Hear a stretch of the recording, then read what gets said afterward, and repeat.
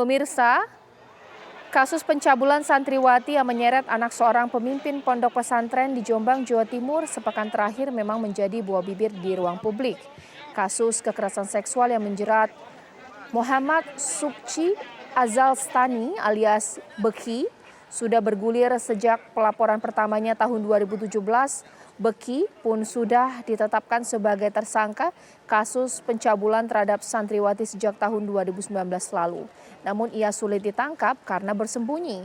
Dan drama pengepungan dan proses negosiasi yang panjang selama 15 jam, akhirnya tersangka menyerahkan diri ke polisi.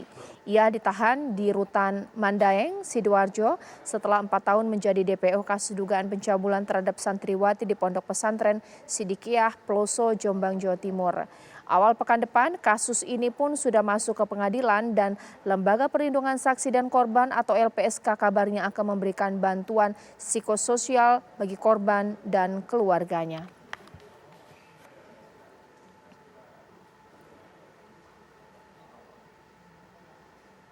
Ya, kasus ini memang telah menjadi perhatian publik, tapi informasi yang terbaru pemirsa bahwa ada upaya intimidasi bahkan juga upaya lainnya yang dianggap bisa membuat korban menarik diri untuk melaporkan kasus ini. Yang jadi pertanyaan, kalaulah saksi korban semuanya mengundurkan diri, menarik diri, kasus ini akan selesai, ditutup atau seperti apa? Itu akan saya bahas di Apa Kabar Indonesia malam hari ini, dan saya sudah tersambung dengan juru bicara LPSK, Mas Ruli Novian. Selamat malam, Assalamualaikum. Selamat malam Mbak Caca, Waalaikumsalam. Saya juga sudah bersama dengan pengamat hukum kita, Pak Ahyar Salmi. Selamat malam, Assalamualaikum. Malam, Waalaikumsalam. Mungkin pertama kali saya ingin ke Mas Ruli terlebih dahulu. Mas Ruli, saya minta informasi yang benar-benar akurat dari Mas Ruli, yang mana LPSK pasti melakukan perlindungan terhadap korban. Benar tidak ada upaya intimidasi yang dilakukan oleh beberapa pihak terhadap saksi dan korban? Iya, terima kasih. Malam Mbak Caca ya. Kita sebetulnya begini, LPSK itu sudah melakukan perlindungan itu sejak Januari 2020. Bukan baru ya, sejak Januari 2020 kasus ini sudah dilindungi LPSK. Nah, LPSK tentu kalau melindungi biasanya ada ancaman dan potensi ancaman terhadap keselamatan jiwa, baik itu saksi maupun itu korban. Nah, dalam kasus ini sebetulnya LPSK sudah melindungi 3 orang korban. 1 diantaranya adalah sekaligus sebagai pelapor dan 4 orang lainnya adalah saksi yang dilindungi oleh LPSK. Jadi total ada 7. Nah, apakah ada ancaman dan intimidasi yang terjadi dalam kasus ini? Berdasarkan catatan kami dan data kami bahwa memang betul sejak penanganan kasus ini terjadi bentuk-bentuk intimidasi dan ancaman, bahkan salah satu dari saksi itu kemudian mengalami tindak pidana penganiayaan yang sekarang kasusnya sendiri diproses oleh Polres Jombang untuk kasus penganiayaan. Nah, kemudian ada juga bentuk-bentuk ancaman lainnya, misalnya seperti ajakan berduel gitu ya, ajakan berkelahi gitu ya, kemudian ya permintaan-permintaan untuk mencabut laporan dari pihak-pihak pelaku gitu. Seperti itu Mbak, ancaman yang ada. Oke, sebenarnya ancaman dan intimidasi ini membuat memang korban akan berpikir ulang untuk melaporkan atau bersaksi di pengadilan atau jalan terus? Oh, tentu jalan terus ya, kan kasus ini sebentar lagi akan sidang sepertinya, dan tentu saksi korban sendiri bahkan saksi-saksi yang lain sudah sangat menantikan proses ini sejak lama, dan saya meyakini bahwa layanan LPSK sudah disiapkan, perlindungan yang diberikan oleh LPSK juga untuk mempersiapkan mereka menghadapi proses sidang ini, maka saksi korban maupun saksi-saksi lainnya sesungguhnya sudah siap untuk memberikan keterangan dalam proses peradilan. Siapa sih yang melakukan penganiayaan, dugaan intimidasi dan juga ancaman ini? Kalau penganiayaan itu sudah ditetapkan tersangka, Mbak. Mungkin bisa dicek juga, ada di Polres Jombang tersangka yang itu memang eh, ya mungkin patut diduga ada hubungannya dengan pesantren atau pelaku ya, atau tersangka ini ya, Mas Beci ini ya, tersangka. Nah, yang lainnya juga mungkin sama, upaya-upaya untuk agar proses ini tidak berjalan juga dilakukan oleh eh, orang yang terindikasi berafiliasi lah dengan tersangka. Baik, mungkin saya ke Pak Ihyar Salmi ya, mungkin tidak terlalu mendengar tadi yang dikatakan oleh Mas Ruli, nanti akan saya perbaiki komunikasi saya supaya Pak Ihyar Salmi mendengar. Tapi bahwa intinya ada upaya intimidasi terhadap korban di sini atau saksi dan korban. Sebenarnya dalam persidangan untuk kasus-kasus yang seperti ini, apakah ini hal yang biasa? Misalnya saksi korban menarik diri, ini persidangan akan lanjut terus atau bagaimana Pak? Sulit menurut saya kalau dilanjut juga. Karena siapa korbannya ini termasuk juga pemerkosaan ini kan delik aduan. Ya, sepanjang masih belum diputus dimungkinkan saja itu dicabut. Apalagi kalau dia menarik diri, siapa saksinya? Sulit. Nah oleh karena itu perlu juga kita pikirkan masa yang akan datang ini, delik-delik aduan ini sampai di mana bisa dicabut. Saya tertarik mengenai masalah jika ada ancaman itu tadi, ini harus diproses. Itu suatu delik juga. Ancaman terhadap seseorang, itu bisa juga dia menghambat jalannya suatu persidangan. Menurut saya itu diusut tuntas. Siapa aktor intelektualnya di belakang ini semua. Ini sangat memprihatinkan kita juga ya. 5 tahun berjalan, ini sangat panjang sekali. Inilah yang dikatakan oleh masyarakat. Bahwa apakah memang equality before the law, persamaan hukum, setiap orang di depan hukum itu sama.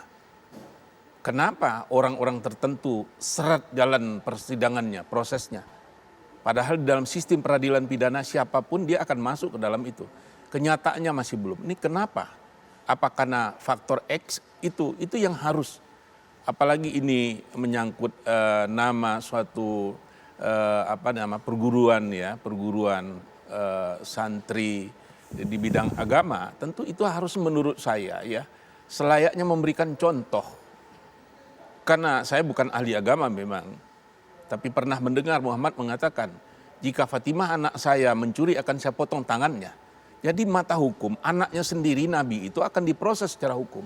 Ya. Kenapa dalam kasus ini kok berbeda dengan perlakuannya, paling tidak proses lamanya jalannya perkara ini dengan yang lain. Ya. Katakanlah yang di Bandung ya, yang kita lihat di Bandung juga ada serupa tapi tidak sama, itu tidak terlalu repot benar kelihatannya. Di proses yang ada berbelasan orang itu yang korbannya. Kenapa ini kok berbeda? Ini sangat miris kita. Dan inilah kenyataan dunia hukum kita, bahwa equality before the law itu belum berjalan sebagaimana mestinya. Sebagaimana seharusnya masih ada kelihatan kendala-kendala, entah kendala dibagi di mana ini yang menurut saya perlu dievaluasi secara keseluruhan. Mas Ruli, sebenarnya bentuk intimidasi dan upaya ancaman ini apakah hanya ditujukan untuk korban atau juga keluarga korban? Mengingat Pak santri-santri ini juga akan sangat rentan ya ketika keluarga dari mereka juga diteror seperti itu. Nanti saya akan minta jawabannya usai jeda berikut di Apa Kabar Indonesia Malam. Di Apa Kabar Indonesia Malam, mungkin saya kembali bertanya kepada Mas Ruli. Mas Ruli, bentuk-bentuk ancaman atau juga intimidasi ini apakah juga ditujukan oleh kelompok-kelompok tersebut kepada keluarga dari korban ataupun juga saksi korban? Karena biasanya korban atau saksi korban berpikir ulang untuk melanjutkan kasus ini ketika keluarganya juga dirongrong oleh ancaman. Bagaimana?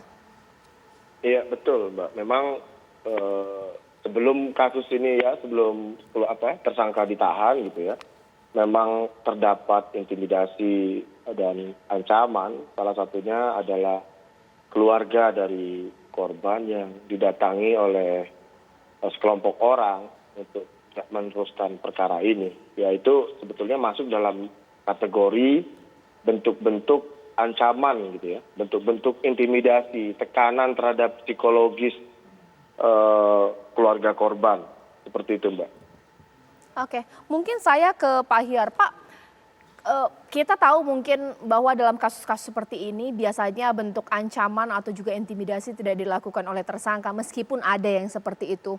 Tapi biasanya adalah simpatisan, keluarga ataupun juga pihak lain. Tapi apakah jikalau terbukti ada relasi dengan pelaku, ada pemberatan lagi Pak ketika ia melakukan pengancaman terhadap korban atau juga saksi korban? Iya, dia akan kena 2 delik, 2 pasal tindak pidana. Satu ancaman, itu perbuatan yang tidak menyenangkan misalnya, itu akan masuk, antara lain masuk pasal itu. Dia akan masuk nanti kalau ada kaitan ya, pasal 55, apakah dia memujuk, dia menyuruh, segala macam, dilihat nanti. Jadi orang yang melakukan fisik itu diinterogasi, tentu dengan sedemikian rupa bentuknya sehingga dia bercerita apa adanya, jangan dia menutup-nutupi. Karena sering juga yang disuruh itu, dia tekan kontrak, nggak akan buka suara untuk membuka siapa yang menyuruhnya. Nah ini bagaimana pihak penyidik bisa membongkar fakta yang sesungguhnya. Jadi kalau ada kaitannya nanti dia akan kena pasal lagi. Jadi tidak hanya tentang perkosaan. Baik Pak Ruli, sampai dengan hari ini sebenarnya ada tidak sih upaya-upaya untuk semacam membungkam, menyudahi kasus ini? Atau merestoratif justiskan kasus ini, mendamaikan, ada tidak? Ya, upaya mendamaikan, meminta untuk tidak meneruskan mungkin lebih tepatnya Mbak ya. Tapi saya ingin menyampaikan tadi yang disampaikan terkait dengan ketentuan pidana bahwa Undang-Undang 31 2014 juga menegaskan tentang ketentuan pidana bagi orang yang menghalang-halangi saksi, korban gitu ya, pelapor gitu ya, untuk memberikan keterangan atau tidak mendapatkan perlindungan, maka itu diancam dengan pidana. Ada yang 5 tahun, ada yang 7 tahun tergantung ya. Nah itu jadi sebetulnya ada ketentuan pidana untuk orang yang mengintimidasi dan mengancam saksi korban. Itu yang pertama. Yang kedua terkait dengan restoratif justice ya. Nah ini saya bukan ahli pidana, tetapi restoratif justice itu kan adalah adanya persetujuan korban gitu ya. Kalau tidak ada persetujuan korban, baik dalam perkara ini atau perkara lain yang memungkinkan untuk dilakukan restoratif justice, maka tidak bisa dilakukan restoratif justice itu karena persetujuan korban jadi salah satu syarat yang mutlak untuk dilakukannya restoratif justice. Gitu. Baik, mungkin saya ke Pak Hiar ini bahwa kasus ini kan tersangka dijerat pasal berlapis 285 KUHP, 289 dan 294. Berdasarkan pengetahuan dengan Bapak bahwa untuk kasus yang seperti ini Pak Hiar, apakah ini merupakan hal yang dikecualikan untuk direstoratif justice kan? Mengingat bahwa seperti SARA, kekerasan seksual, tidak dianjurkan untuk didamaikan, seperti apa? Nah ini saya belum membaca di undang-undang kekerasan seksual yang baru ya, apa diatur tidak. Sebelumnya itu saya belum pernah membaca. Jadi yang mana yang boleh, mana yang tidak, itu ada di Perkap sebetulnya. Di kepolisian ada di Perkap, kemudian juga di kejaksaan ada juga mana yang dimungkinkan restoratif justice.